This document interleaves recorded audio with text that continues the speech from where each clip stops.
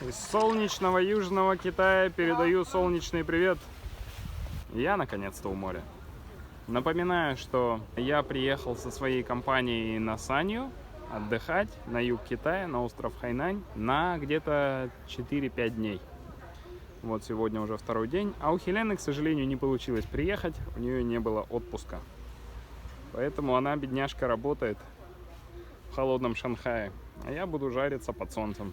Я пойду фридайвить, нырять с инструктором, которого нашел по знакомству через знакомых шанхайских фридайверов. Я хотел понырять прямо на протяжении очень большого периода времени уже. В прошлый раз это была весна 2019 года, когда мы ныряли на Котау, и было очень классно в Таиланде. Но у меня тогда не получилось прям хорошо понырять, потому что я простыл, у меня заложило нос и не продувались уши. И есть надежда, что в этот раз будет лучше. Ну, тут вода должна быть более мутная, рыб должно быть гораздо меньше, кораллов, может быть, будет мало.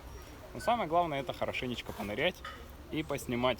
Но вообще настроение отличное, погода хорошая. Ребята вот лодку тащат, катамаран. И мы так тоже скоро потащим лодку и поплывем, предположительно.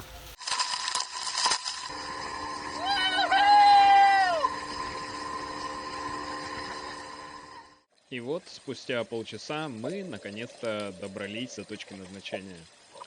После небольшой разминки на 10-15 метрах мы уже готовы нырять чуть глубже. В целом нам сегодня повезло с погодой, и для местного моря вода довольно прозрачная, около 7 или 8 метров. Так как в целом фридайвинг — это экстремальный вид спорта, то существует строгий протокол, как выполняются нырки, как за ними выполняется контроль. Поэтому я предупреждаю инструктора, что я хочу нырнуть вместе с ними и заснять их погружение на камеру. Около 2 минут перед каждым нырком фридайвер равномерно дышит, успокаивая сердцебиение и запасая кислород.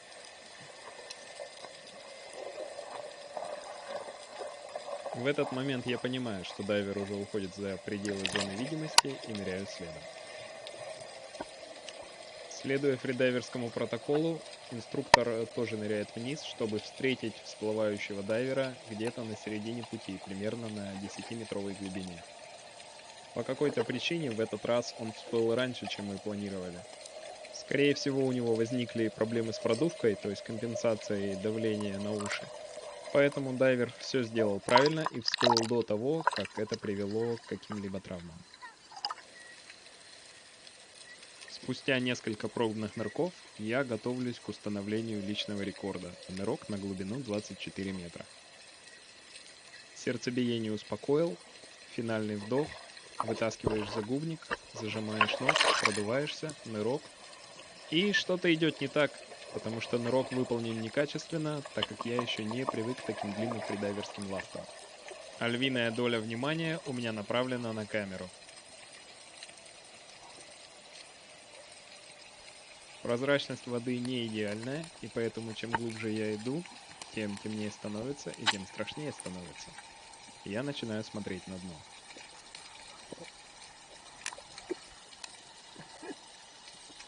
Цель достигнута, можно перевести дух и начинать всплытие.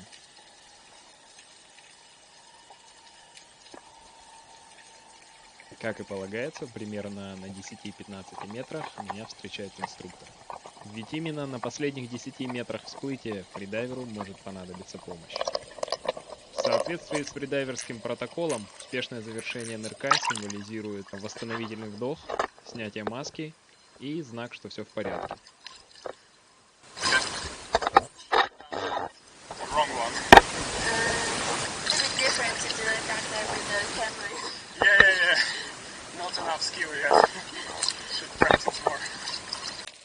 После нескольких глубоких нырков мы решаем расслабиться, отдохнуть и понырять на мелководье.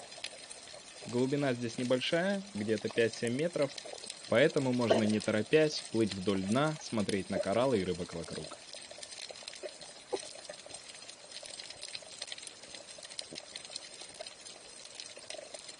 Я очень люблю плавать, нырять, но в этот раз мне хотелось не только понырять, но еще и поснимать. В Вся подводная съемка ведется на камеру Insta360 One X в подводном кейсе. Прелесть такой камеры в том, что на видео записывается сферическая панорама. Поэтому нет никакой боязни упустить нужную деталь, промазать мимо интересных событий. Ты просто плывешь, наслаждаешься своим нырком, пишешь все, что с тобой происходит вокруг, а потом на этапе постобработки выбираешь нужный кадр и делаешь красоту.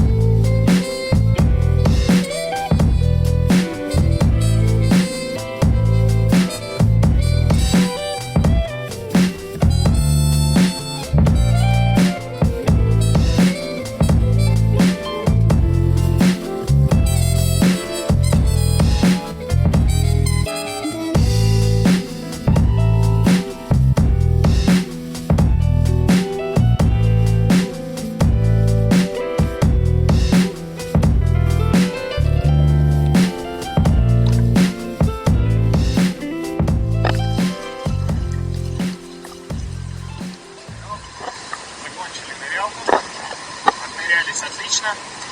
Не знаю, насколько меня хорошо слышно. Не без казусов, конечно, произошло во время ныряния, но на свои честные 24 метра я нырнул. Это хорошо. Погода отличная, солнышко светит.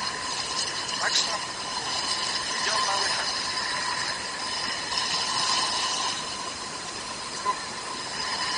Good stuff. Good stuff. Thanks.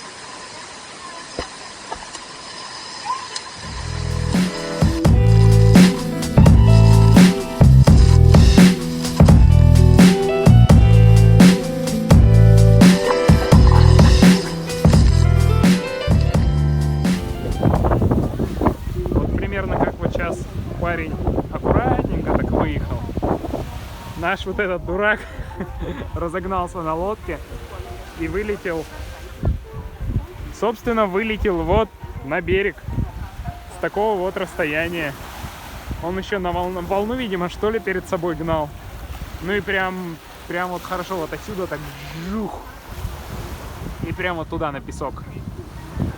Я такое видел до этого только в играх. Мы молодцы, мы отнырялись, приехали, живые, здоровые, целые. Видимо, я солнечный удар все-таки получил, пока нырял. Не говоря уже об ударе, который об дно случился. Веревка буйка зацепилась за дно, туда вниз за косогор. И течением сдуло нашу ватрушку. Получается, веревка стала натянута не вертикальная, а такая под наклоном. И под этим же наклоном я вошел, и под этим же наклоном впилился в неровное дно, потому что оно неровное. Отель «Атлантис». И главная достопримечательность отеля, помимо аквапарка, это, собственно, вот такая красотища. Это 11-метровый аквариум, который прям очень большой и очень внушает. Тут рыбы больше, чем, наверное, во всем море. По крайней мере, выглядит именно так. Конечно, чрезвычайно хотелось пофридайвить в таком замечательном аквариуме. У отеля, как оказалось, нет лицензии на фридайвинг. Они могут только устраивать снорклинг посетителям и скуба-дайвинг. А скуба-дайвинг — это акваланги. С аквалангом не так интересно, и я решил этого не делать. Потому что скуба-дайвинг еще и стоит больше 10 тысяч рублей за полчаса примерно. Фридайвинг не положено, небезопасно. Обидно. Сегодня последний день отдыха в Сане. Я решил напоследочек еще разочек хорошенько понырять. Я сейчас поеду на остров, называется Фэнджи Джоу Айленд. пограничный остров, в общем. Там меня встретят в дайв-школе, я возьму себе инструктора, и мы поедем нырять на как будто бы затонувший корабль. А уж что там на самом деле за корабль, это мы посмотрим. Едем! Едем! Примерно вот так вот они обычно и выглядят, эти тропические дайвинг-школы. Какая-то теория, даже вон какие-то парты есть. В той школе на Кота вообще мы на стуле на полу сидели и на словах друг другу рассказывали. Тут какая-то выставка, что-то продают, кому срочно что-то нужно купить дайверское. Там, видимо, переодевалки, шкафчики какие-то, второй этаж. В общем, примерно так обычно дайв-школа и выглядит. Но тут даже вон, как будто бы с проектором, все цивильно. Камера такая понтовая. Водный кейс со всеми кнопками. Крутяк, конечно. Мои пиликалки гораздо проще, но у них работа такая, им надо. Сели в лодку, сейчас поедем нырять в саму инструктора. И долевые ныряльщики. Нам присоединились. Подготовка. Парень одевается. Я тоже в целом одет. Говорит, волны сегодня высокие, видимость не очень. А глубина я так еще и не понял. То ли 7, то ли 17. Ну, это мы еще проверим. Ласты мне длинные не нашли, буду сегодня в своих коротких нырять. Вот и первые трудности. Только что попробовали нырнуть в воду, а там ничего не видно. То есть вот так, например. Как будто бы полный ноль. Вот. Ну, мы, конечно, попробуем. Он вот расщепляет, снаряжает грузы туда-сюда, но видимость пара метров, наверное. Понырять мы, конечно, поныряем, но это будет, посмотрим. А так, вот она, красота. Все очень здорово. Мы, наверное, маленько попробуем, а если нет, то и нет. Хрен с ним. Деньги деньгами, а здоровье здоровье.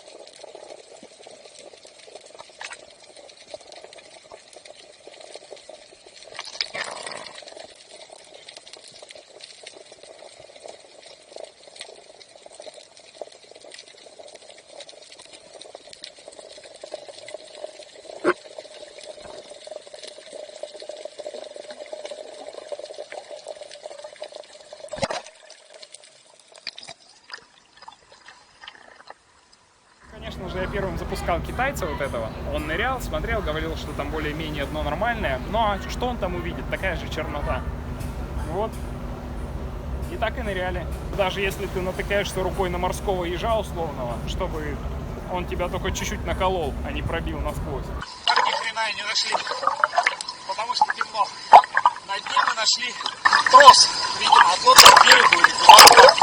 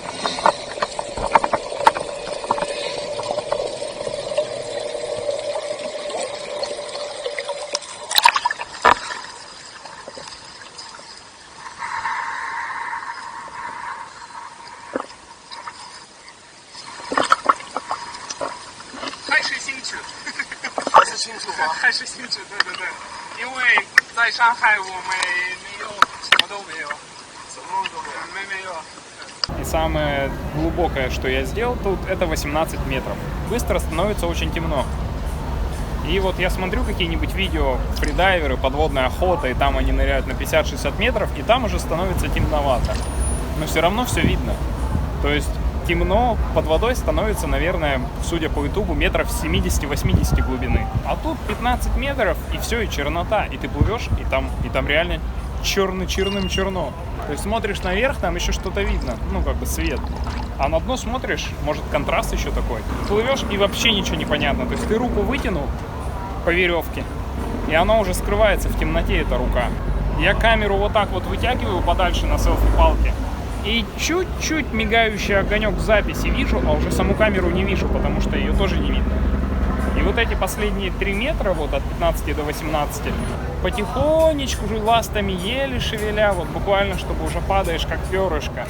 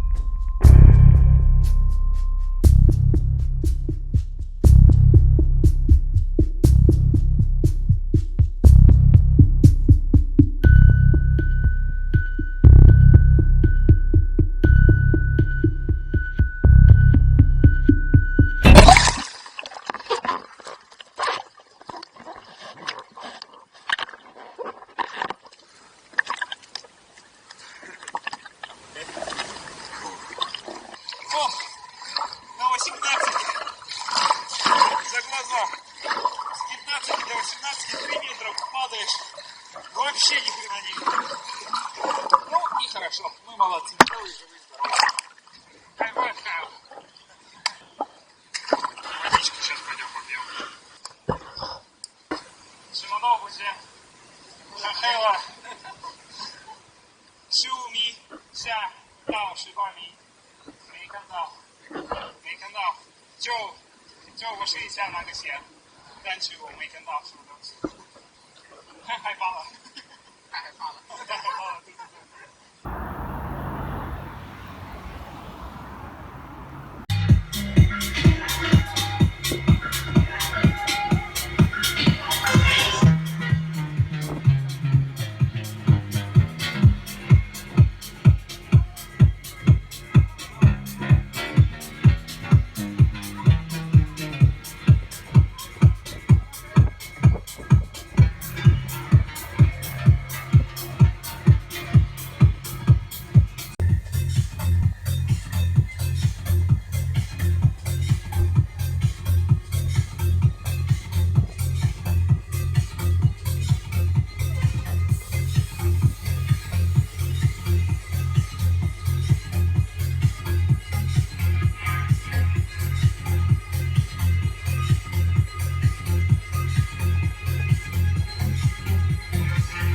На 4-й неполный день нашего приезда в отель Атлантис в Сане я добрался до пляжа. Все купаются в бассейнах, а все это очень мало, потому что китайцы в целом купаться не любят.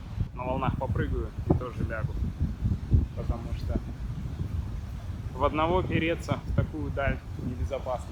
Вот оно море. Вот оно море, меня из него уже спасатели выгнали. На самом деле правильно сделали. Вода чрезвычайно мутная, дно вроде мелкое, ну и в целом тут как-то диковато. Не очень комфортно купаться, в общем. Слишком море буйное. Полежишь вот так на матрасике, там вон пальмы растут, там вон море шумит. И в целом-то все хорошо. Вон отель наш стоит. Да. Так и живем.